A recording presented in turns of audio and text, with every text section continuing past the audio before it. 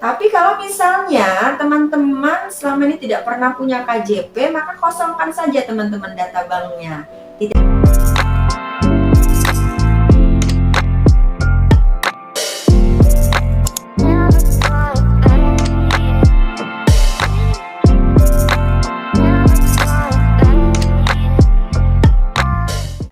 Assalamualaikum warahmatullahi wabarakatuh. Welcome back to Manas Channel. Apa kabar teman-teman? Semoga senantiasa dalam keadaan sehat walafiat. Nah, seperti biasa saya ingin mengucapkan terima kasih terlebih dahulu kepada teman-teman yang sudah selalu setia mensupport channel ini. Semoga Allah senantiasa memberikan kita kesehatan, kebahagiaan, dan kesuksesan. Amin amin ya robbal alamin. Nah, untuk teman-teman yang belum support, langsung aja yuk klik tombol subscribe, like, komen, dan jangan lupa nyalakan lonceng notifikasinya agar teman-teman tidak terlewat informasi dari channel ini. Terima kasih. Teman-teman, pendaftaran KJMU tahap 2 tahun 2024 kan diperpanjang nih sampai dengan tanggal 11 September tahun 2024. Nah, maka itu saya ingin coba membuatkan tutorial nih teman-teman, karena lumayan banyak yang bertanya bagaimana cara pengisian berkas atau dokumen pendaftaran KJMU tahap 2 tahun 2024 khususnya untuk berkas surat kuasa pendebetan. Yuk teman-teman, kita simak sama-sama gimana sih cara pengisian dokumen atau berkas pendaftaran KJMU tahap 2 tahun 2024. Teman-teman, ketika teman-teman ingin melakukan pendaftaran, sebaiknya teman-teman persiapkan terlebih dahulu berkasnya. Nanti kalau berkasnya sudah siap, teman-teman baru lakukan pendaftaran. Jadi agar proses pendaftaran tidak memakan waktu yang lama, teman-teman. Nah, pertanyaan pertama, di manakah kita bisa mendapatkan berkas atau dokumen yang harus kita isi ya? Nah, itu teman-teman bisa mendapatkan dari sekolah asal, teman-teman bisa juga mendapatkan dari kampus teman-teman. Nah, biasanya di kampus itu ada grup KJMU ya teman-teman. Teman-teman bisa meminta berkasnya melalui grup KJMU kampus teman-teman. Nah, kemudian berkasnya itu teman-teman print ya, kalau masih dalam bentuk soft copy teman-teman print. Nah, apa aja tuh berkas-berkasnya yang harus teman-teman print? Yang pertama adalah surat permohonan perpanjangan bantuan biaya pendidikan ya. Kemudian yang kedua surat permohonan bantuan pendidikan, yang ketiga surat ketaatan, yang keempat surat pernyataan ketaatan, dan yang kelima adalah surat kuasa pendebetan. Ada lagi satu surat teman-teman, tapi surat ini atau formulir ini adalah formulir yang harus teman-teman isi di pendaftaran, kemudian teman-teman nanti print setelah teman-teman isi, yaitu surat kelayakan. Nah, selain berkas yang harus kita print, ada juga berkas yang harus kita persiapkan, yaitu KTP, kartu keluarga, kemudian ijazah teman-teman, kemudian surat aktif mahasiswa, KRS, dan KHS. Nah, surat-surat ini harus teman-teman scan ya teman-teman, karena harus dilampirkan nantinya. Teman-teman, pertama kita akan bahas tentang berkas surat permohonan perpanjangan bantuan biaya pendidikan terlebih dahulu ya teman-teman. Nah, berkas permohonan perpanjangan ini teman-teman isi datanya berdasarkan data teman-teman yang terdiri dari nama, NIK, tempat tanggal lahir, jenis kelamin, alamat RT RW, kelurahan, kecamatan, kota, kode pos ya. Kemudian teman-teman isi nama perguruan tinggi, jurusan atau prodinya, dan alamatnya. Nah, kemudian tanda tangannya adalah tanda tangan teman-teman sebagai pemohon ya, kemudian disertai nama lengkap. Berkas yang kedua adalah surat permohonan. Nah, surat permohonan ini juga sama, isinya adalah data diri teman-teman. Ya, silakan data teman-teman isi. Isiannya terdiri dari sama seperti surat permohonan perpanjangan bantuan biaya pendidikan ya, tapi tanpa teman-teman mencantumkan NIK. Oke? Kemudian teman-teman harus ingat, ketika teman-teman nanti diminta untuk mengupload surat permohonan ini, teman-teman harus melampirkan surat pernyataan bermaterai, kemudian surat pernyataan ketaatan penggunaan bantuan, kemudian fotokopi KTP, fotokopi KK, dan bukti pendaftaran atau nomor ujian pada seleksi masuk perguruan tinggi.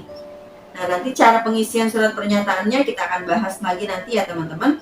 Nah, jadi teman-teman scan surat-surat lampiran ini jadi satu ya. Jadi surat permohonan, surat pernyataan di atas materai, surat pernyataan ketaatan, kemudian fotokopi KTP, fotokopi KK, dan bukti pendaftaran atau nomor ujian pada seleksi masuk perguruan tinggi. Itu teman-teman scan jadi satu, digabung filenya ya teman-teman. Nah, kemudian nanti teman-teman upload. Nah, setelah itu teman-teman tanda tangan ya, tanda tangan pemohon yaitu teman-teman, kemudian jangan lupa nama lengkap. Nah, berkas yang ketiga adalah surat pernyataan tanda tangan di atas materai yang tadi saya sebutkan ya teman-teman. Nah, surat pernyataan ini sama ya, isinya adalah data teman-teman. Silakan teman-teman tuliskan nama, tempat tanggal lahir, nomor KTP, alamat dari terima di PTN atau PTS mana, kemudian alamat PTN atau PTS-nya. Kemudian teman-teman tanda tangan di atas materai ya, itu untuk surat pernyataan. Kemudian yang ketiga adalah surat pernyataan ketaatan teman-teman. Nah, ini juga sama ya. Teman-teman isi data teman-teman yang terdiri dari nama, kemudian NIM atau NRM, kemudian jurusan, kemudian nama PTN atau PTS, alamatnya. Kemudian di situ ada nama orang tua atau wali. Nah, nama orang tua atau wali ini adalah nama yang tertera atau yang teman-teman cantumkan di pendaftaran nanti ya teman-teman. Nanti di pendaftaran online ini kan teman-teman diminta untuk mencantumkan nama orang tua atau wali. Nah, data yang di surat pernyataan ketaatan ini harus sama dengan data yang teman-teman input di pendaftaran. Kemudian teman-teman juga silakan isi alamat rumah. Nah, untuk tanda tangan adalah tanda tangan teman-teman ya sebagai pemohon. Nah, kemudian yang keempat itu adalah surat kuasa pendebetan biaya penyelenggaraan pendidikan. Nah, bisa teman-teman lihat di situ yang kolom pertama ya, atau isian yang pertama tulisannya adalah yang bertanda tangan di bawah ini. Nah, itu isinya data teman-teman ya. Itu nama lengkap, nomor KTP, dan nomor handphone teman-teman yang aktif. Kemudian selanjutnya ada kalimat adalah benar sebagai pemilik rekening tabungan dari, ada nama bank, kemudian nama cabangnya, kemudian nomor rekeningnya. Nah, nomor rekening apa yang harus diisi? Nah, kalau misalnya teman-teman sebelumnya pernah punya KJP dan KJP-nya itu belum ditutup ya, maka teman-teman silakan isi data bank KJP yang lama ya. Jadi nama banknya nama Bank DKI, kemudian cabangnya mana teman-teman silakan isi. Kalau tidak tahu cabangnya mana, teman-teman silakan lihat di buku tabungan, di situ ada nama cabangnya. Kemudian nomor rekeningnya adalah nomor rekening KJP teman-teman yang lama. Nah, tapi kalau misalnya teman-teman selama ini tidak pernah punya KJP, maka kosongkan saja teman-teman data banknya, tidak usah diisi ya. Kemudian ada kalimat dengan ini memberikan kuasa kepada Bank DKI ya. Teman-teman isi data kampusnya, nama PTN atau PTS-nya, kemudian NIM atau NRM ya, jurusan, nama PTN, dan alamat. Ada tulisan nominal pendebetan, teman-teman kosongkan saja. Oke. Kemudian teman-teman silakan teman-teman tanda tangan ya.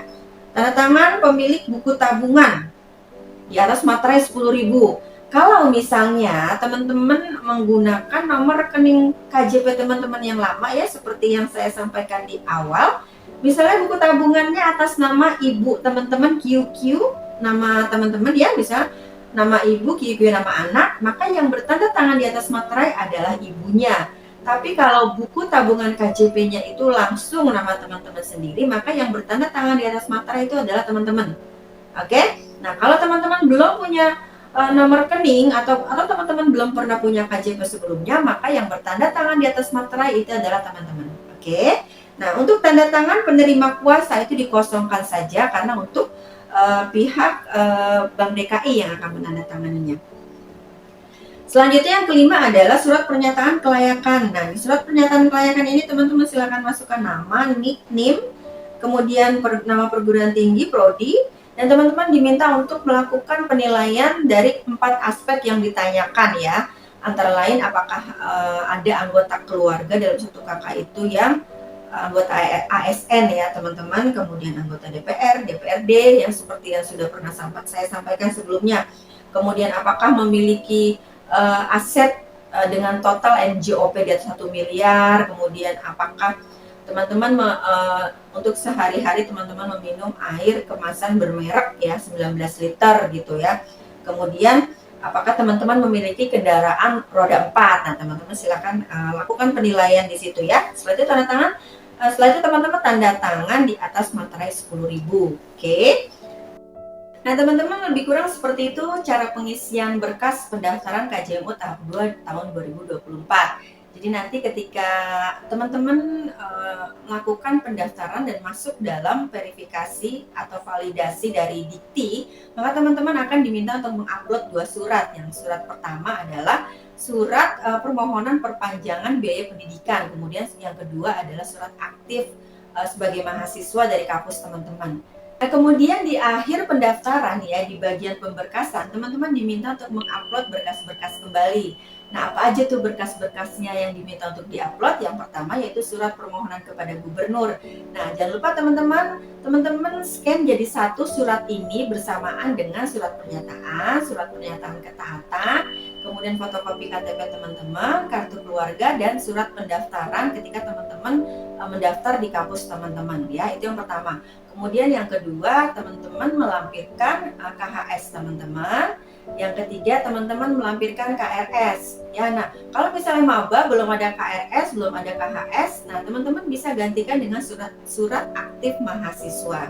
Selanjutnya yang teman-teman lampirkan juga adalah, atau yang teman-teman upload adalah surat kuasa pendebetan, kemudian ijazah SMA atau SMK atau MA teman-teman, dan yang terakhir adalah surat kelayakan.